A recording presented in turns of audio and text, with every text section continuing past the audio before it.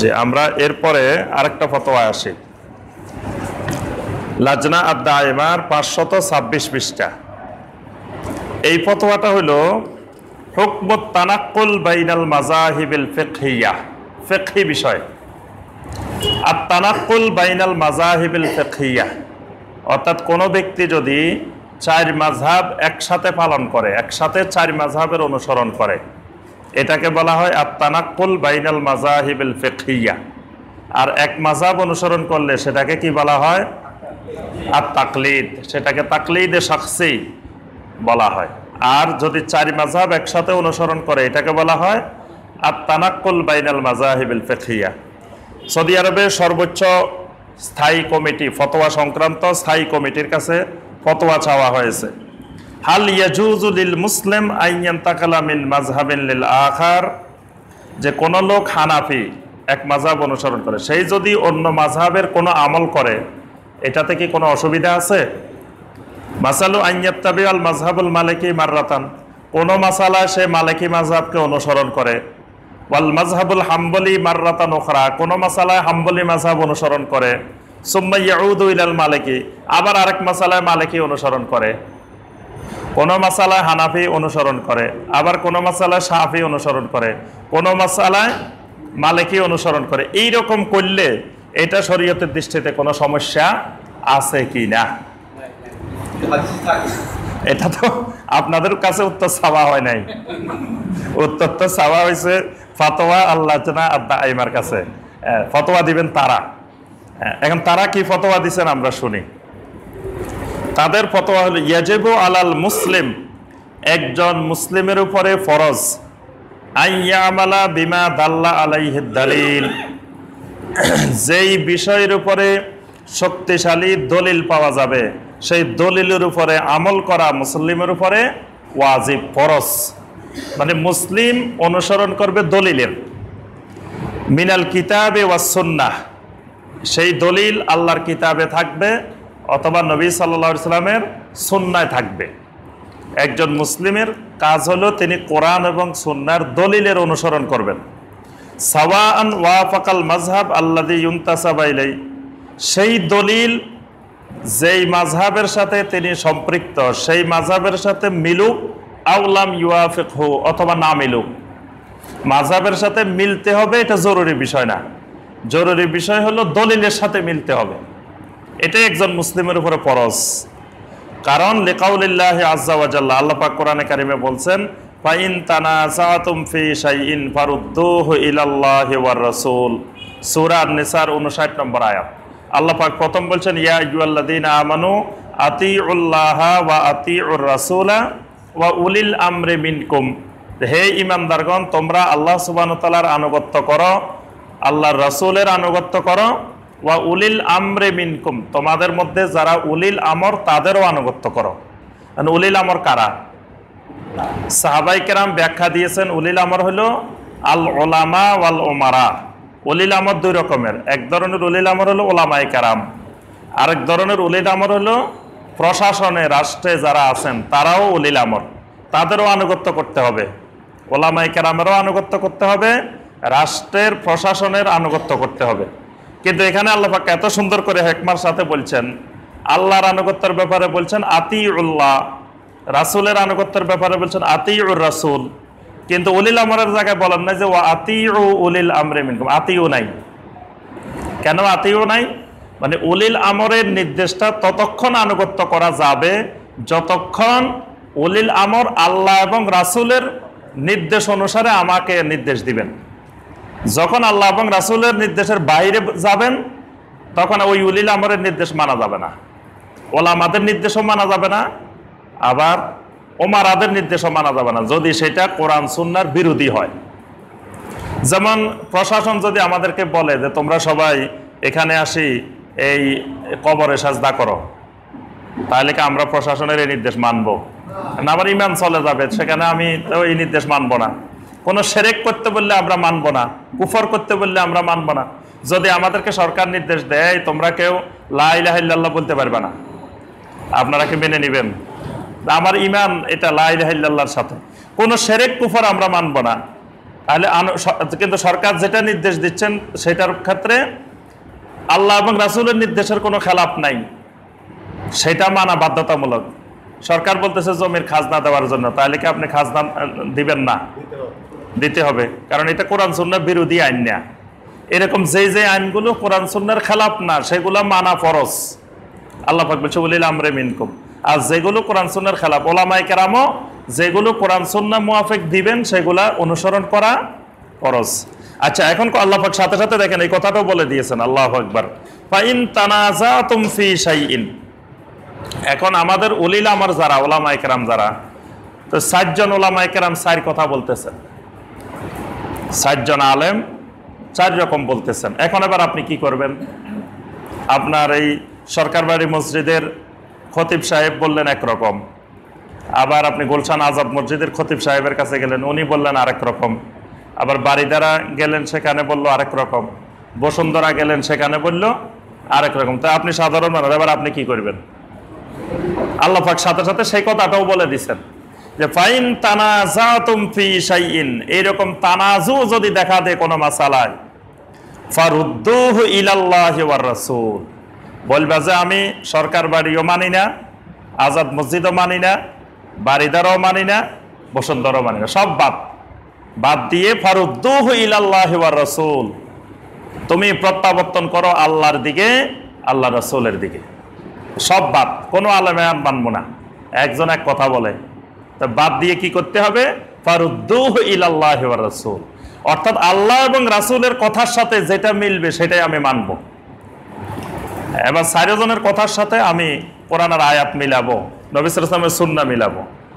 এখন যদি মিলাবার মতো পাওয়ার না থাকে, ক্ষমতা না থাকে, অন্ধ, তো অন্ধ মানুষের তো আর কিছু করার নাই। অন্ধ মানুষের তো আর মাসালা দিয়ে কাজ হবে না, যে লোক আর মিলাতেই পারবে না। কিন্তু ন্যূনতম যার কাছে আকল আছে, বিবেক আছে, যিনি সাধারণ বুঝেন, দুনিয়া সব বুঝেন, তার থেকে জমি 1 কাঠা কেউ নিয়ে যেতে পারে না।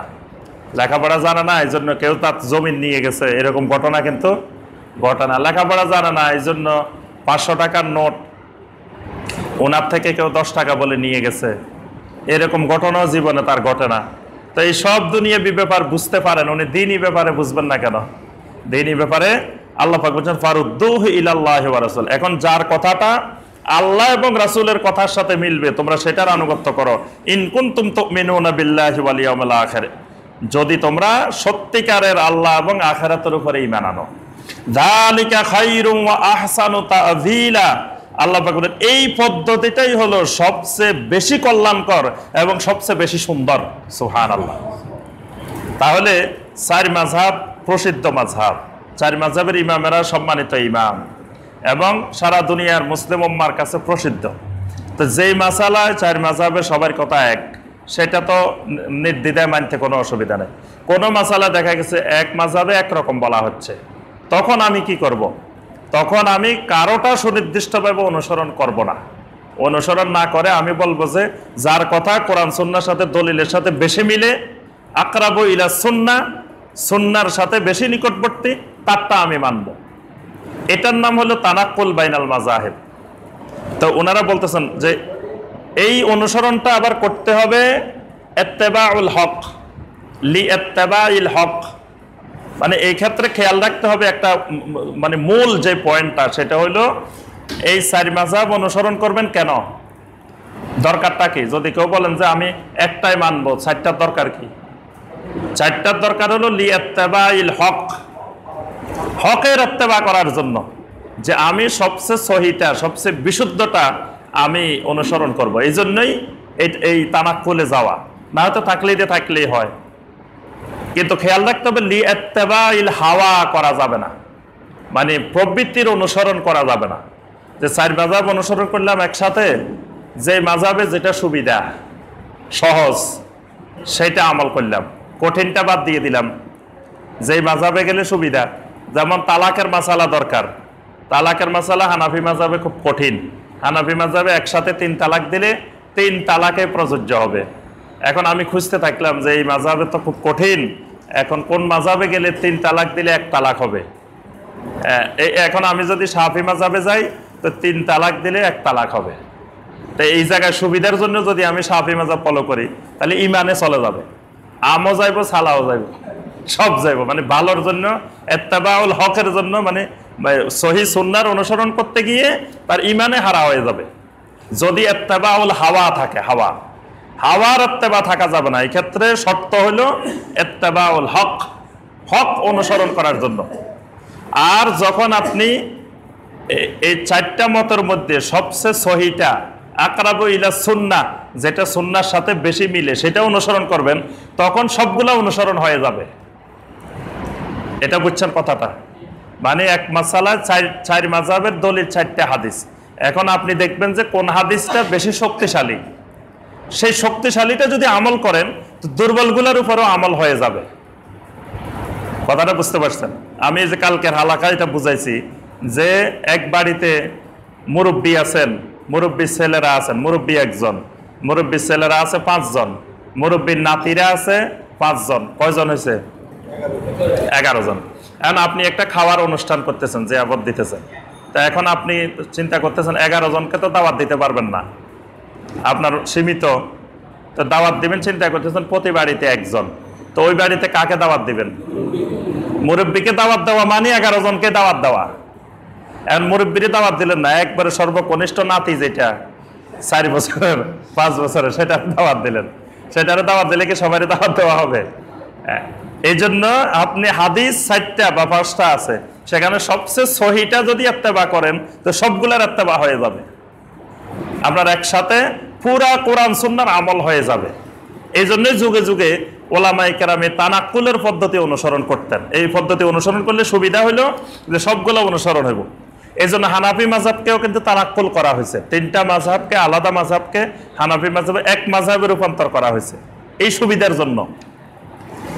ওয়ালা ইয়াজুজু লাহু আন ইয়ানতাকিলা মিন মাযহাবিন ইলা মাযহাবিন লিমুজাররাদি হাওয়াহু, কিন্তু ওই যে ইত্তেবাউল হাওয়ার জন্য এক মাযহাব থেকে আরেক মাযহাবে ইন্তেকাল করা, এটা জায়েজ নাই। বুঝতে পারছেন? এটা এখন কথা হলো যে আচ্ছা 4টার মধ্যে আমি সহি কোনটা এটা বুঝবো কেমনে? এটা প্রশ্ন না? আপনি তো সাধারণ মানুষ, আপনি যদি কোন যে হুজুর আমার কাছে তো ওই গোড়া গাদা সব সমান, আমি বুঝবো কেমনে হাদিস কোনটা বেশি সহি কোনটা কম সহি? তা আমি কেমনে আমল করবো সেখানে? আপনি বুঝার দরকার নাই। এটা বুঝার জন্য যুগে যুগে হাজার হাজার ওলামায়ে কেরাম অতিবাহিত হয়ে গেছেন, যারা গবেষণা করে, রিসার্চ করে আমাদের সামনে একেবারে রেডি করে দিয়ে গেছেন। খালি আপনি বসে বসে খাইবেন, আপনার সামনে একবারে প্লেটে একবারে খাসি, গরু, মুরগি সব রান্না করে একবারে হাজির করে দিয়ে গেছে। আপনি খালি নিবেন আর খাইবেন, আর কোনো চিন্তা ভাবনা করার দরকার নেই। এটা সব রেডি। আজকে 710 বছর ধরে সর্বপ্রথম এই কাজটা করে গেছেন শাইখুল ইসলাম ইমাম ইবনে তাইমিয়া রাহিমাহুল্লাহ। তিনি 728 হিজরিতে ইন্তেকাল করছেন। আজকে কত হিজরি? 1438 হিজরি। আমরা ওনার মৃত্যুর 710 বছর পরে এখন অবস্থান করতেছি।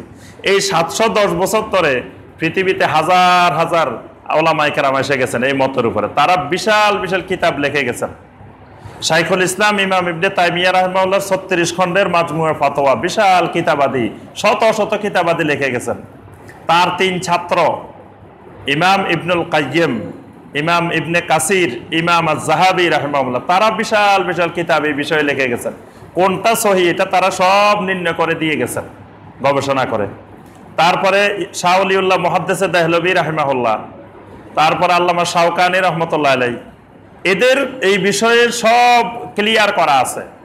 তারপরে যে গত শতাব্দীর যাদের আমরা ফতোয়া আলোচনা করতেছি, শাইখ বিন বাজ রাহিমাহুল্লাহ, শাইখ সালেহ বিন উসাইমিন রাহিমাহুল্লাহ, নাসিরউদ্দিন আলবানী রাহিমাহুল্লাহ, এই সালেহ আল ফাওজান হাফেজাহুল্লাহ, শাইখ ইবনে জিবরিন হাফেজাহুল্লাহ, এরা সব রেডি করে দিছেন রিসার্চ করে। আপনি খালি আমল করবেন বসে বসে, আপনার কোনো কষ্টেরও কারণ নাই, চিন্তারও কারণ নাই।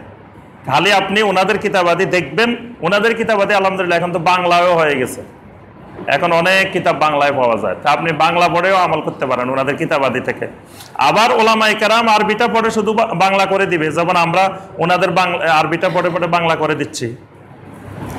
যে আল্লাহ পাক আমাদেরকে সহিহ দ্বীনের উপর আমল করার তৌফিক দান করুন।